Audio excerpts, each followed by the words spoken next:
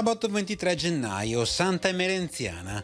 È il 23esimo giorno dall'inizio dell'anno, ne mancano 342 al termine. Il sole sorge alle 7:41, tramonta alle 17:05.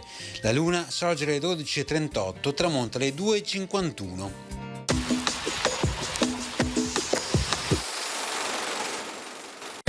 Il territorio di Adria viene nominato podestaria e capitanato. Passato sotto la Serenissima nel 1509, era compreso nella podestaria del Polesine, ma essendosi gli abitanti sempre dimostrati fedeli a Venezia, come ricompensa viene dunque deciso che debbano essere soggetti solamente ai propri elettori.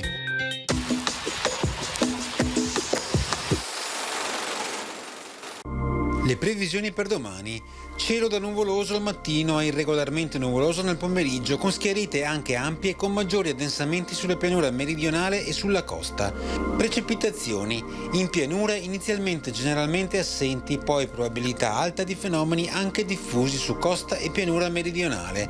Sulla pianura centrale probabilità minore di qualche sporadica precipitazione. Sulle zone montane generalmente assenti.